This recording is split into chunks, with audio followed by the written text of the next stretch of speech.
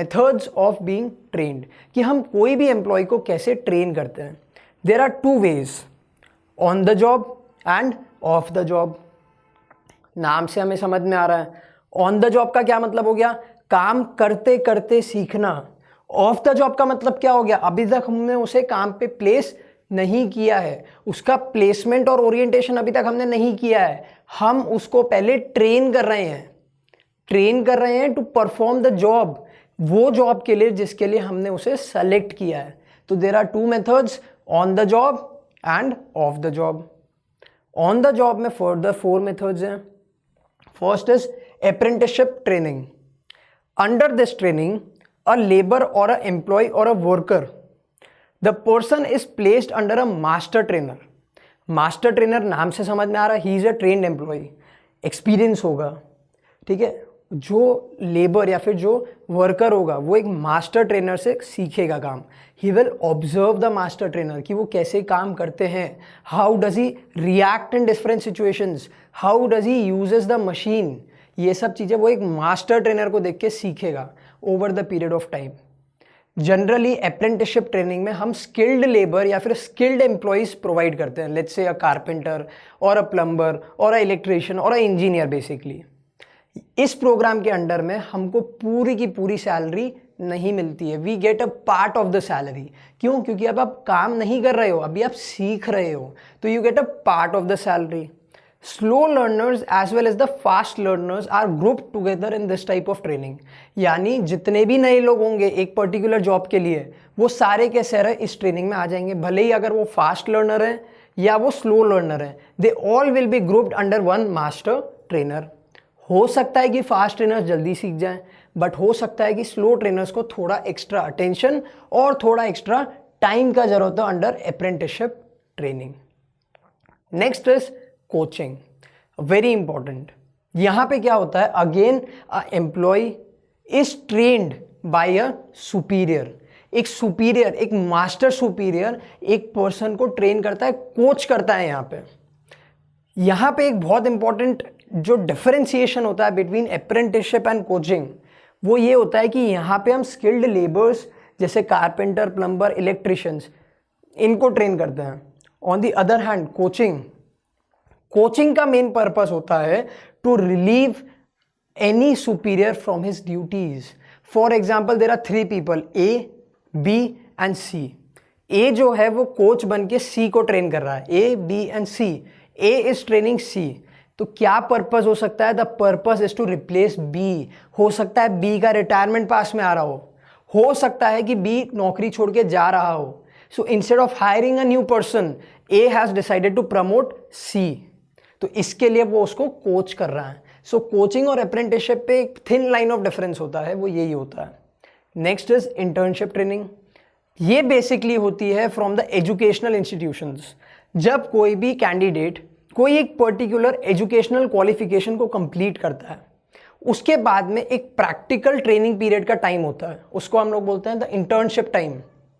For example एक CA है, CA ने सारी एग्जाम्स क्लियर कर दी, he has completed his IPCC level.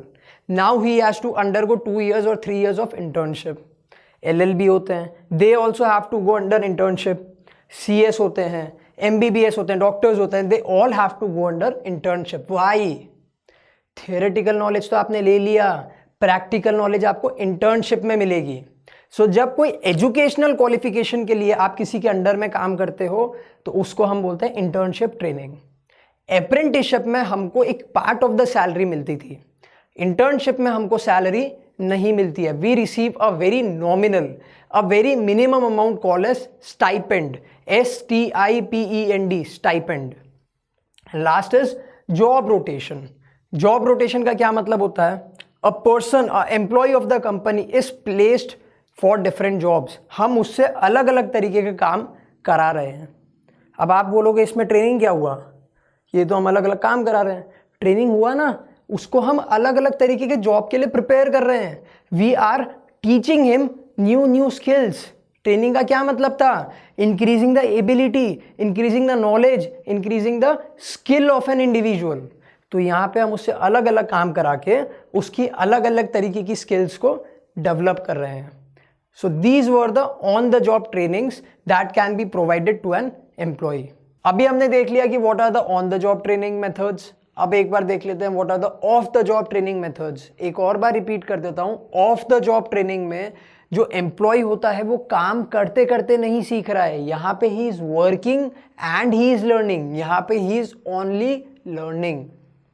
What are the different methods of off the job training? First is classroom lectures, जो आप लोग अब आपके स्कूल्स में करते हो, आप लोग आपकी ट्यूशन क्लासेस में करते हो. आपको बैठा दिया जाता है और आपको इंस्ट्रक्ट किया जाता है.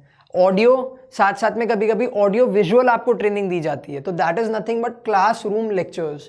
When it comes to the organisation, इसको हम लोग कभी कभी कॉन्फ्रेंसेस भी बोलते हैं कि बैठ के मीटिंग हो रही है, people are discussing their ideas, हम लेक्चर दे रहे हैं. बेसिकली एक ट्रेनर ऐसे बीच में खड़ा हो जाएगा, बहुत सारे लोग बैठे हुए होंगे, आपको काम ऐसे करना है, this is the way you have to perform the duty. That is what classroom lectures. There is one person standing who is instructing or teaching all the other employees. Films. अब पर्टिकुलरली कुछ चीजें ऐसी होती है जो आपको कभी भी मैं बोल के नहीं सुना सकता हूं. लेट्स से मैं आपको बोलता हूं कि आपको कार ड्राइव करनी है. लेफ्ट हैंड साइड पे क्लच होता है, बीच में ब्रेक होता है, राइट हैंड साइड में एक्सेलरेटर होता है. जब आप बैठोगे पहले क्लच दबाना, फिर फर्स्ट गियर में डालना, धीरे धीरे छोड़ना. सुनने में बहुत ईजी लगता है but the people who drive they know it is not that easy. शुरू में कार ड्राइव करना is not that easy. So कभी कभी कुछ स्किल्स ऐसी होती है जिसके लिए classroom lectures are not important. Films, audio visual trainings are more important. ऐसे छोटे छोटे डेमोन्स्ट्रेशन, ऐसे छोटे छोटे ट्यूटोरियल वीडियोस दिखाए जाते हैं जिससे आपकी स्किल्स ऑगमेंट होती है. Next is case study. Case study मतलब क्या होता है, ऐसे कोई आपके ऑर्गेनाइजेशन के या कोई दूसरे ऑर्गेनाइजेशन के कुछ ऐसे पास्ट सिचुएशंस को लेके आना और फिर एम्प्लॉइज को देना कि how would you have reacted in this particular situation. आप कैसे सॉल्व करते हैं. जो हम हर चैप्टर के बाद में जो केस स्टडीज करते हैं वैसी ही केस स्टडीज एम्प्लॉइज को दी जाती है कि आप इसमें क्या सॉल्यूशन निकालते हैं, आप होते तो क्या करते. ये सिचुएशन देना is called as case study. Next is computer modeling. Under this method, it basically stimulates the work environment by asking the computer or ordering the computer to create a separate work environment. Basically ये क्या करता है, computer कुछ ऐसे situations create कर देता है जो एम्प्लॉयज़ को सॉल्व करनी पड़ती है, जो एम्प्लॉयज़ को समझनी पड़ती है कि ऐसे ऐसे अलग टाइप की situations भी अकर होती है. तो जब कंप्यूटर के इंस्ट्रक्शन से ये सारी चीज़ें होती है तो इसको हम लोग बोलते हैं computer modelling. Next is vestibule training. Very important. देखिए यहाँ पे आपको प्रैक्टिकल नॉलेज मिल रहा है, यहाँ पे आपको प्रैक्टिकल नॉलेज नहीं मिल रहा है, बट जितना इंपॉर्टेंट थियोरेटिकल नॉलेज है उससे कई गुना ज़्यादा आपका प्रैक्टिकल नॉलेज है. ये चीज़ को ध्यान में रख के वेस्टिब्यूल ट्रेनिंग का डिज़ाइन हुआ था. नाउ अंडर वेस्टिब्यूल ट्रेनिंग एक ऑर्गेनाइजेशन को ये डर लगता है कि अगर हम एम्प्लॉय को डायरेक्टली काम कराएंगे, यानी अब अगर हम उसको ऑन द जॉब ट्रेनिंग दे रहे हैं तो चांसेस हैं कि वो नुकसान भी कर सकता है, वो रिसोर्सेज वेस्ट भी कर सकता है. So under vestibule training there is a duplicate work environment that is created. एक डुप्लीकेट एक्शन फ्लोर बनता है, ओरिजिनल एक्शन फ्लोर नहीं, a duplicate action floor is created and employee is asked to work in that duplicate work area. Next is programmed instruction, and the last topic, the last of the job method is programmed instructions. Now under programmed instructions there are a set of questions or a set of instructions that are broken into different parts.